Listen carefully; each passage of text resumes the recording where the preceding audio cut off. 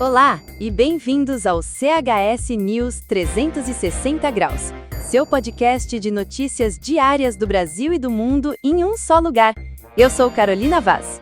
E eu sou Gustavo Prado. É um prazer ter vocês com a gente nesta sexta-feira, 4 de julho de 2025. Antes de começarmos, já sabe, siga a gente no Spotify, YouTube ou na sua plataforma preferida para não perder nenhuma atualização. E hoje o dia promete. No Brasil, vamos falar da cúpula do Mercosul, com o Lula recebendo o comando de Milei, e notícias da cultura e esportes. Também abordaremos um ataque hacker bilionário no Pix e a queda do preço do ouro.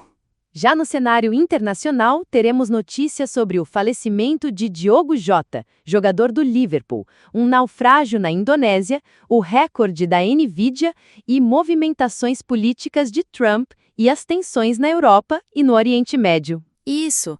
Muita gente estava de olho nessa troca de bastão, já que a relação entre os dois não é das mais amigáveis, para dizer o mínimo. Exato, Carol. A diplomacia teve que trabalhar pesado nos bastidores para evitar qualquer faísca ou gafe que pudesse gerar mais atrito. Apesar das diferenças ideológicas e das declarações fortes que já tivemos, a transição ocorreu sem maiores problemas públicos. Mas fica a pergunta: como essa relação instável entre Brasil e Argentina, as duas maiores economias do bloco, vai impactar o futuro do Mercosul? Essa é a grande questão, Gustavo. E falando em Argentina e em relações complicadas, a agenda do presidente Lula nos leva a um outro ponto delicado. Ele agendou uma visita a Cristina Kirchner, que está em prisão domiciliar. Pois é, essa visita com certeza vai gerar bastante repercussão, tanto aqui no Brasil quanto na Argentina. A Cristina Kirchner é uma figura extremamente polarizadora na política argentina, e a proximidade de Lula com ela pode ter diversas consequências. Podemos ver isso como um gesto de solidariedade política, mas também pode ser interpretado como uma interferência nos assuntos internos da Argentina, especialmente considerando a postura do atual governo Milei em relação ao legado kirchnerista. Sem dúvida. A relação entre Lula e Milei já é tensa, e essa visita a Cristina Kirchner pode adicionar mais lenha na fogueira. Resta saber como o governo argentino vai reagir oficialmente e quais serão os desdobramentos diplomáticos. Será que isso vai estremecer ainda mais as relações comerciais e políticas entre os dois países? Ou será vista apenas como uma visita de cunho pessoal e histórico? Agora, isso eu já não sei. Uma notícia que tem tirado o sono de muita gente e levantado sérias dúvidas sobre a segurança do nosso dinheiro. Estamos falando de um ataque cibernético em larga escala que, estima-se, pode ter roubado quase R$ 1 bilhão. R$ 1 bilhão? É um número que choca, Gustavo.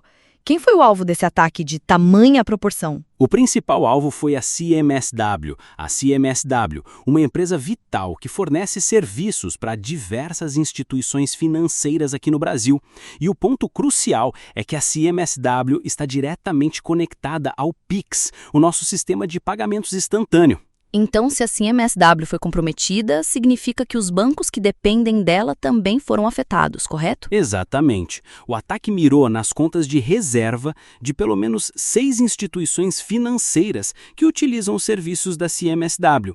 Imagine o pânico e o impacto que isso pode gerar no dia a dia dessas operações. E qual foi a primeira medida do Banco Central diante de uma ameaça tão grande? A resposta do Banco Central foi imediata e decisiva. Assim que soube do ocorrido, eles agiram rapidamente para desconectar temporariamente a CMSW do Pix.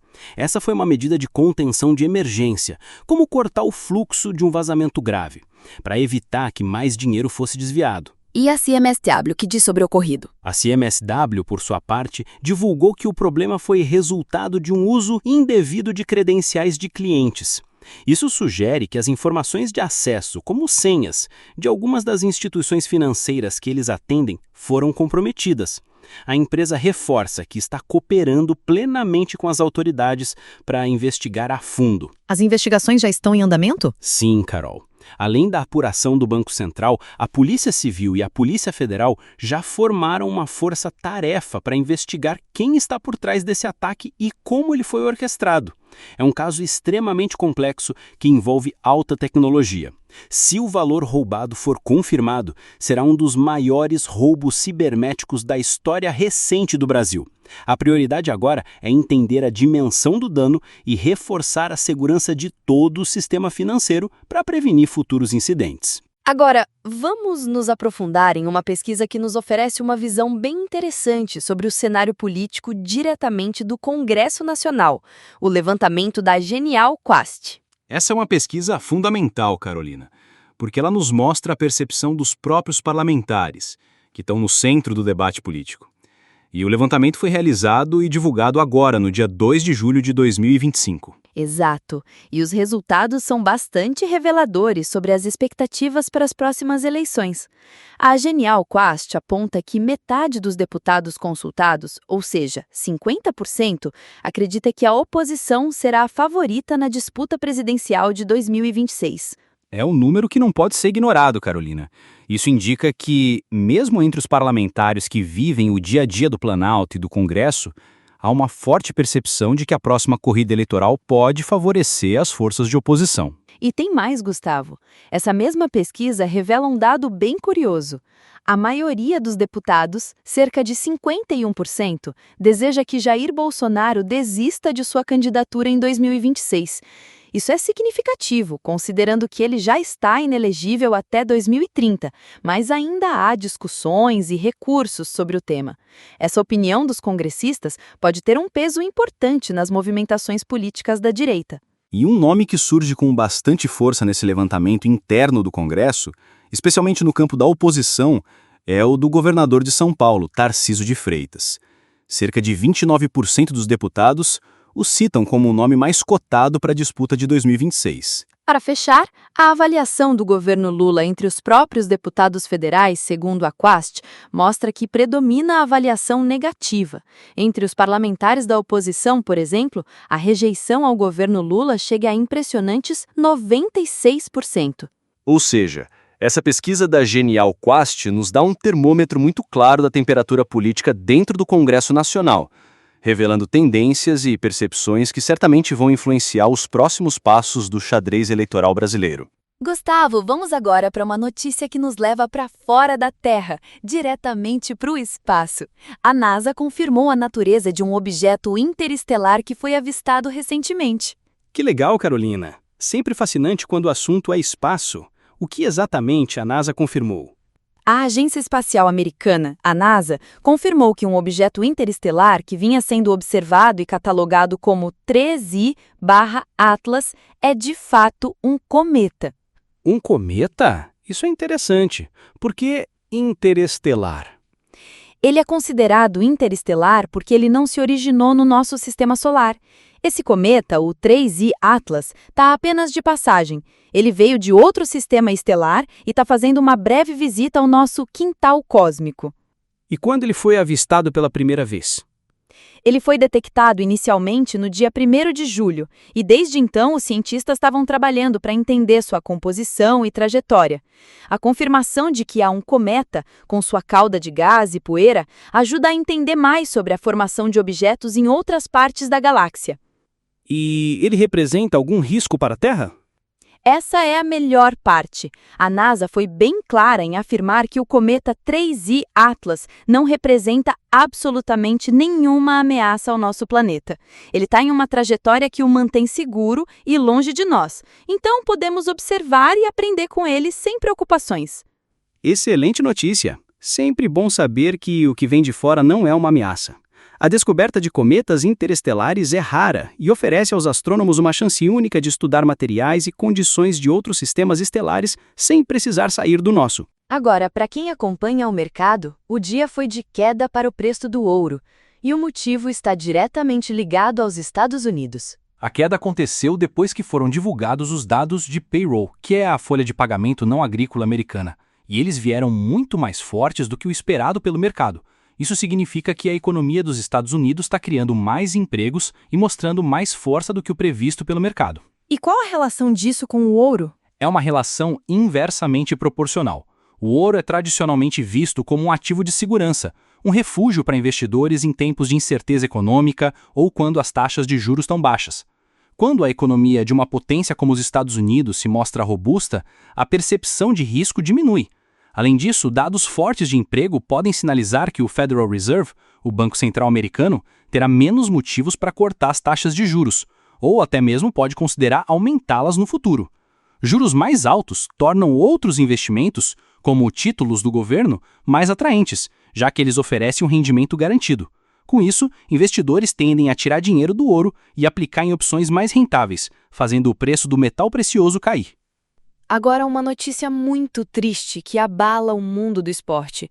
O jogador Diogo Jota, estrela do Liverpool e da seleção portuguesa, faleceu. É uma perda trágica, Carolina. A polícia espanhola confirmou que Diogo Jota morreu em um acidente de carro na Espanha. Os detalhes específicos do acidente ainda estão sendo divulgados, mas a notícia já gerou uma onda de luto e homenagens em todo o futebol mundial. Diogo Jota era um atleta muito talentoso, jovem e no auge de sua carreira. Exatamente. Com apenas 28 anos, Diogo Jota era uma peça fundamental no Liverpool e um dos principais nomes de Portugal. Ele era conhecido por sua velocidade, habilidade e faro de gol. A notícia pegou a todos de surpresa e gerou um clima de consternação entre torcedores, clubes e companheiros de profissão. É um dia muito triste para o esporte.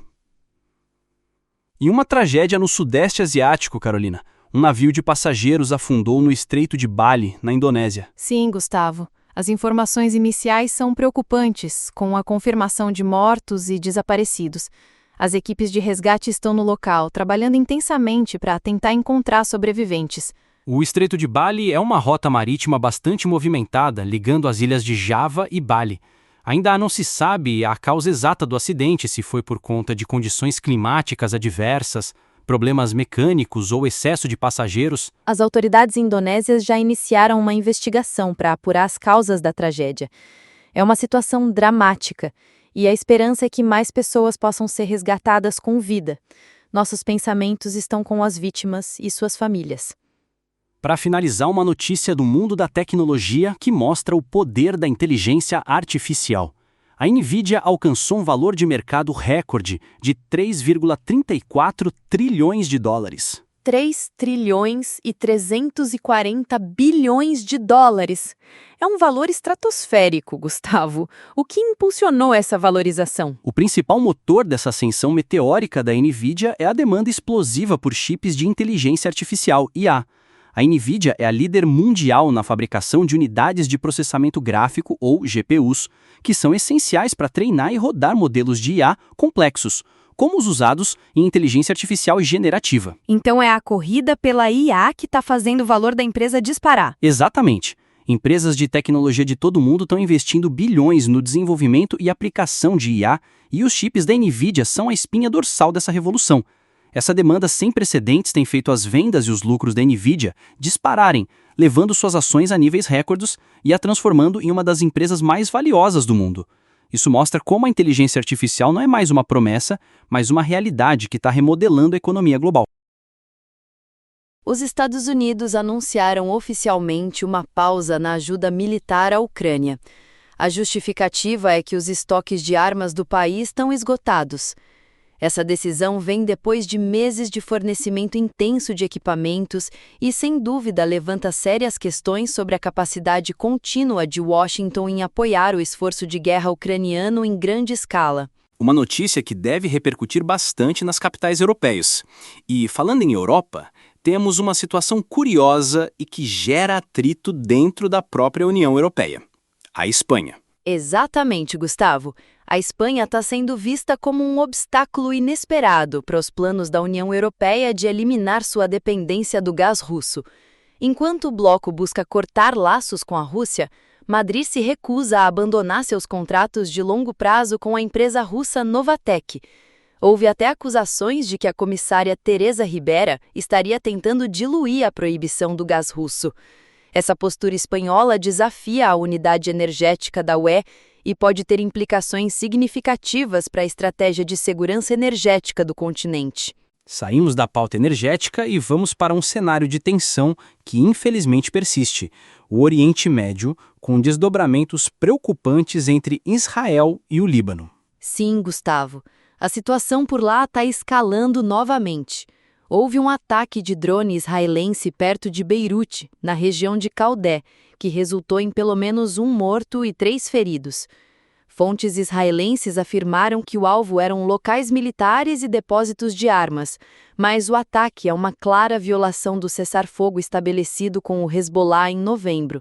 Esse tipo de ação aumenta consideravelmente o risco de uma nova escalada de violência na fronteira que tem sido volátil nos últimos meses. E as notícias de ataques e violência não param por aí. Temos um relato chocante vindo da Alemanha. Pois é, Gustavo. Mais um incidente que nos assusta.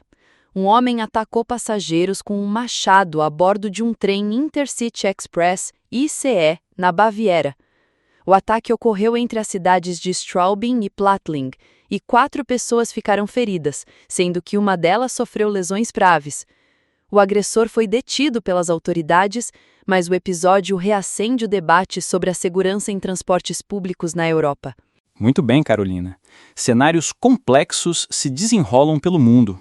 Esses foram os principais destaques internacionais até o momento. É isso aí, Gustavo. E queremos agradecer imensamente a sua companhia. Para continuar por dentro de tudo o que acontece no Brasil e no mundo, não se esqueça de curtir este episódio e de se inscrever no nosso canal no YouTube e também nos seguir no Spotify.